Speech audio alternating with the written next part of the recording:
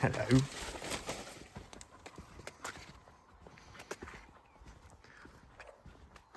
So just having a walk in the Sugarbeet. It's just lovely, absolutely lovely. Had a good dose of rain yesterday. It had 18 mil. It's took it in really well. Weirdly, look at this. Literally can't go oilseed rape for flea beetle. Literally just can't do it. And yet mixed in with a bit of Sugarbeet, absolutely dandy. It's had a bit of pigeon nagging, but just nothing escapes those things. Really sturdy plant. This beet's obviously been very dry, and it's stopped filling in. But when you actually look down, there's a lot of leaves there.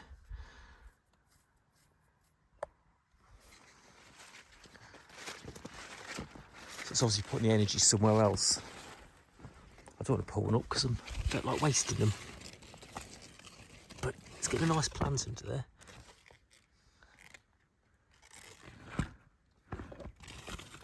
Pretty good fettle, really.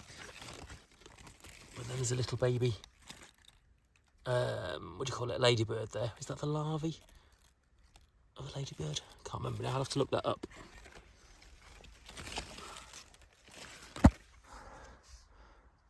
Lovely. A few weeds, nothing too serious. A few bolters, again, nothing we can't hand pull.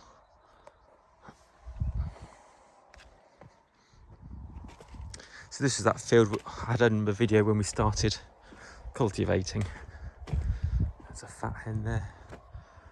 From the road they look like bolters, but they're not.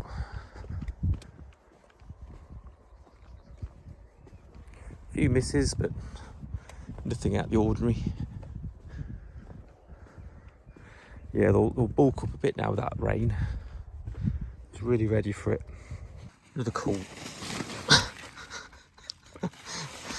cool thing with Sugarbeet, when the water lands on the leaf, it's basically like a big funnel, and the water just runs down there all the way to its root to maximise its own thirst. It's wonderful. So Harry's just taking the beet machine out. I've got some metal plate I need to get to. It's good to keep it started up every now and then, once a month, to keep the air conditioning lubed up. He's not actually driven this before, it's normally Martin's job, so.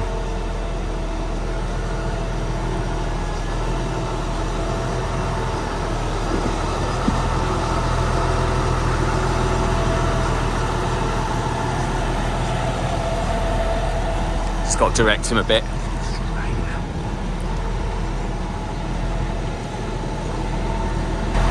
There we go.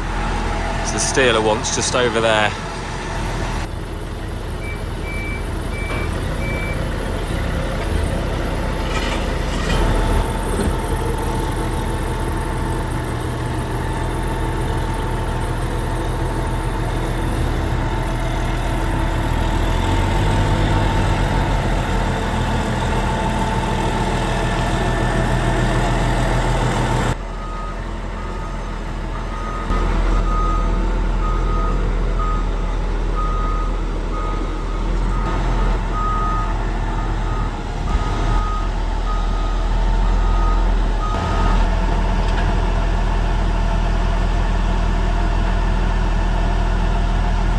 Yes, this is the long soil heap, covered in black grass. It's not quite gone to seed yet, but it's got a few volunteer takes in there. Lots of barley, lots of oats, all the nasty seed return things really.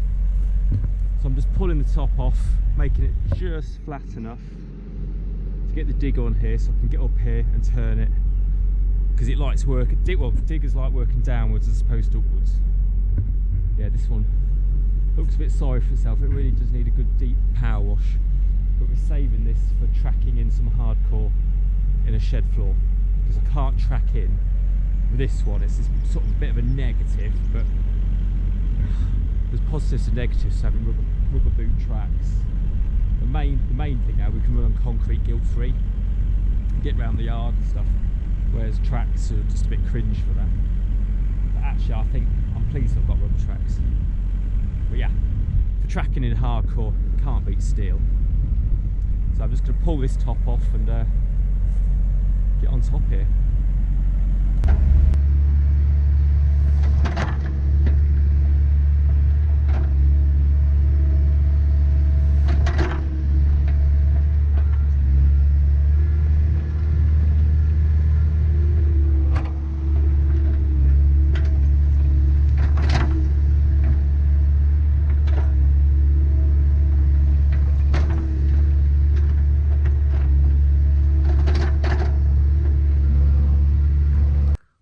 Thought about just going into a bit of detail with a new cultivator. This is new to us, it's not new by any means, but it's 2008.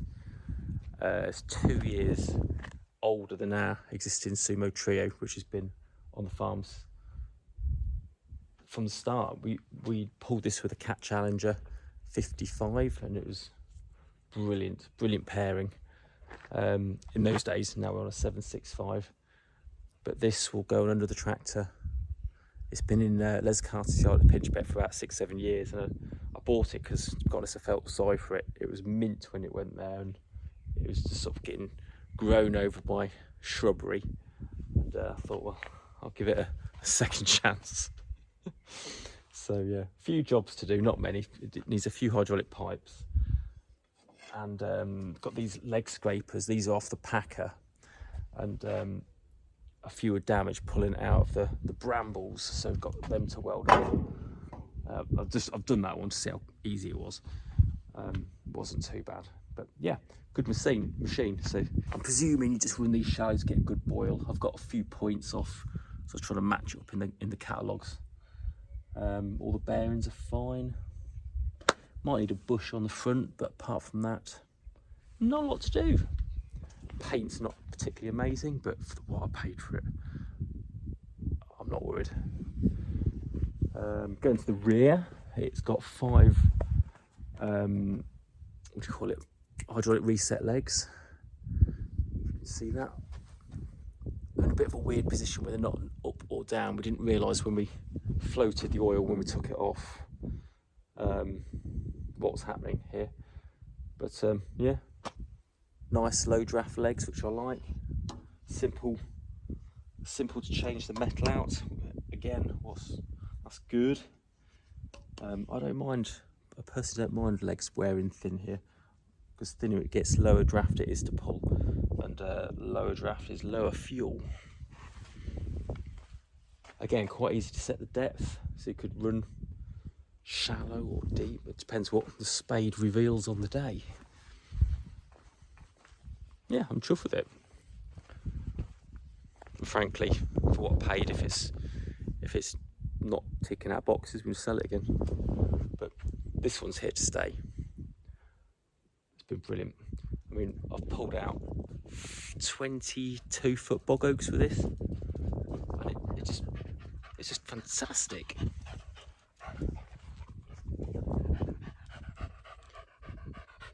Looking a bit scabby though. I think AgriLink, they spray lacquer on their machines to bring the colours back. I may talk to them about it.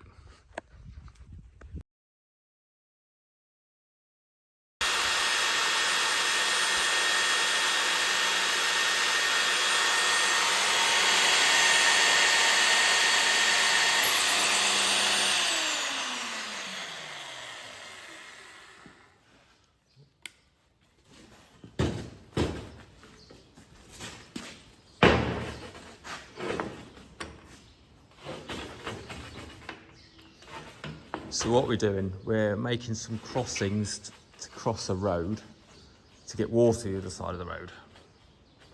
So doing 6 of these plates, 3 side by side with a pipe in the middle. Oh yeah, so we cleaned this out yesterday.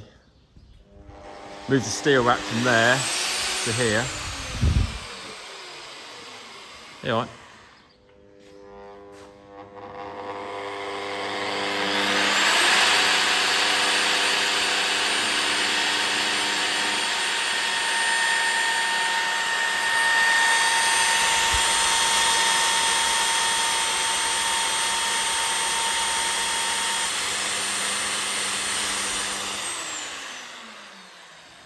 So we've got the wider racking wider that way, so we can take the IBCs straight end on, so we can have the exit pipes come in this way from the new pumps. Yeah. Actually, took no more steel out, but we've got loads more room. It's totally logical. Probably because we put in the right steel on the right shelf. A lot of it might not ever get used for another 20 years, but when you want an awkward bit of stuff, you know, an awkward bit of size, be it that or that or that or that, you've got options.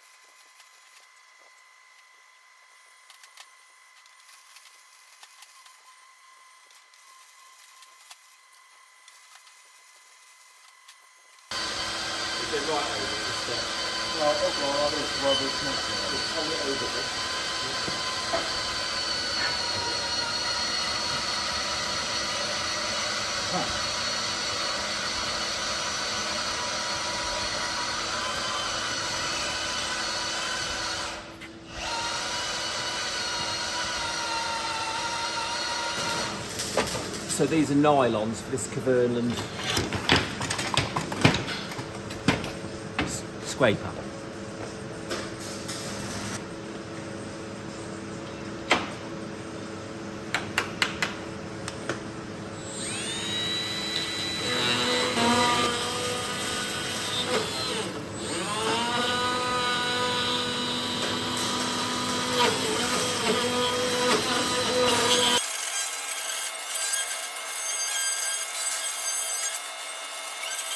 The old one, that's the new one.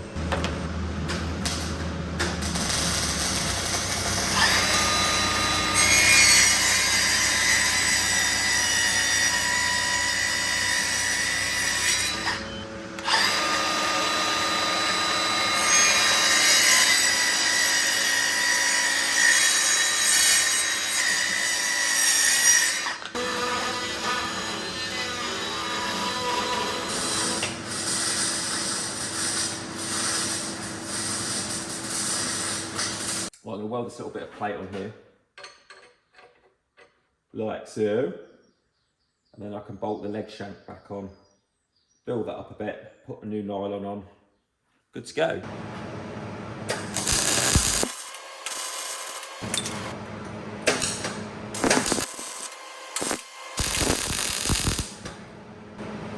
It's kind of, that's on now. The leg shank fits in there, and that stops it pulling. We may do something with the bottom because that steel's worn off there, so just build them sides up a bit.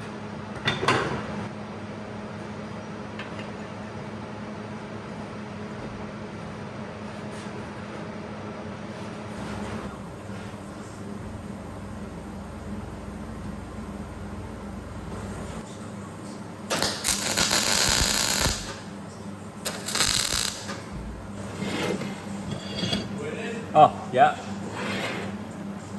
We're going to need some fittings.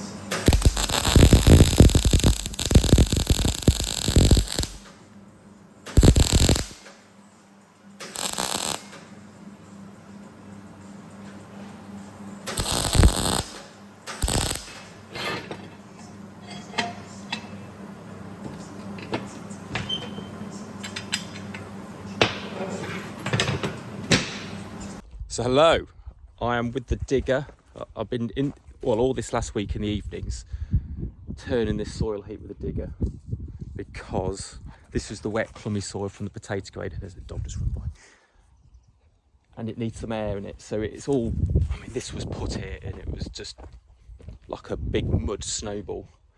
So you can see at the bottom, it's still got that element of gumptiousness, and the rot's are still there. So I'm just turning it to inject some air like you would a compost heap. Dropping it, rolling it, mixing it up. So just mixing up the composition, getting some air in. I want to get it broken down, because this will be hopefully put in the wet holes after the combine's been through. And this is kind of the most, really the most economical way of doing it. You could do it with a load-all, but you spend all your fuel energy moving the machine about from there to there to there to there. But this thing's just so efficient because it's there. It's just like doing it with your hand. It's just bob on. And also you've got the ability with the teeth to snatch up some gum with some nice soil, and you get a better mix. Percy, doing a good job. Yeah, so you can see that was a potato. Another one there. Get them mixed in, get them broken down.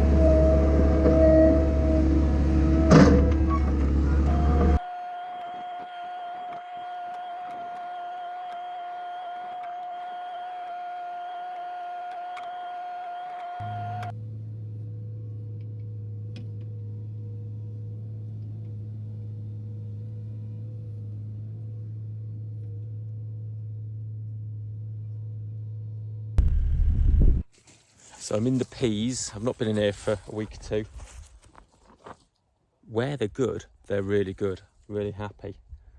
But there's a fair element of this going on where it's just compacted stuff. I've got my spade as well. I forgot it's compacted soil, but I know it is.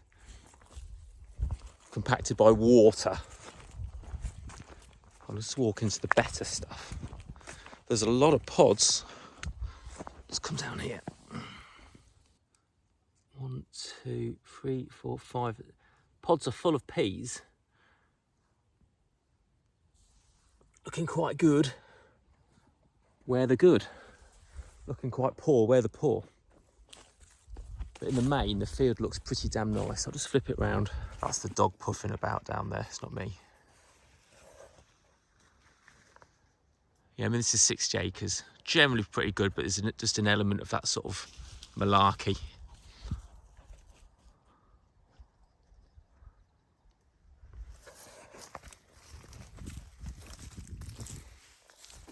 It's funny how you get bits like that.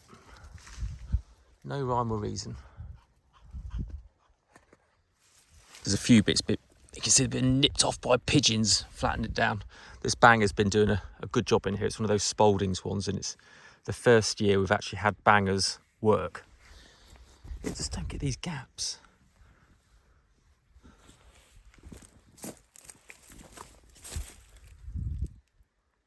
Yeah, in the main, good. I think where they're going to be flat this year, they're going to be really flat. As with all spring crops, you get an element of rollover grassweed in here.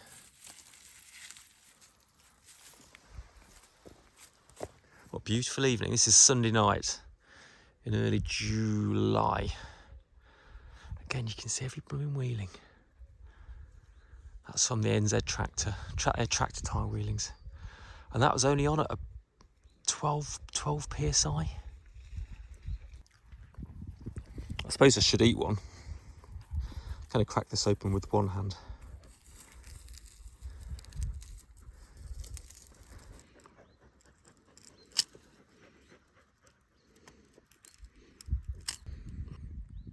Well, they look really good.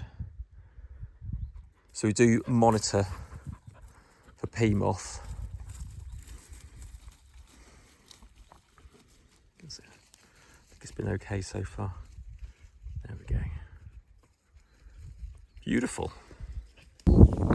This is a crossover we've just made for the road to thread the pipe through so we can get into this field and water this. We've used 6 pieces of sheet metal. They've just been sat on the farm now, not being used, so good to get some use out of them finally. And some timber underneath them to support it when a vehicle comes over. So some metal there, it's rectangular, just get the pipe through. And you got the 6-inch blue lay flat going through there to then thread the 5-inch black lay flat, newer one, through that over to that side of the road. We've piped all the way from the pump somewhere down there, God knows where it is, quite far. Piped all the way up here and through here, through to that side of the road, down that verge and into that headland where it's plugged into the aluminium pipes there. I just took the irrigators out of the field so it can be sprayed, but it's now raining, so I don't think that'll be happening. Things are changing fast in the oats. I mean, look at them now. Look, they're really all on the turn. Feel quite big heads. Hopefully, it'll be a bit of a heavier bushel weight year this year. That'd be marvellous. A bit light last year. Look how pretty it is, though.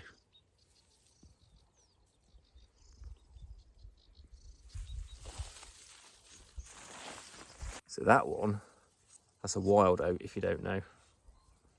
We're good at growing them. Not many, fortunately. It's just one of those species which has just learnt to adapt really well. I think it's a job to say which is going to be the first thing we're going to cut this year. Really can't gauge it at the minute. Frankly, it all looks like it's going to be ready together.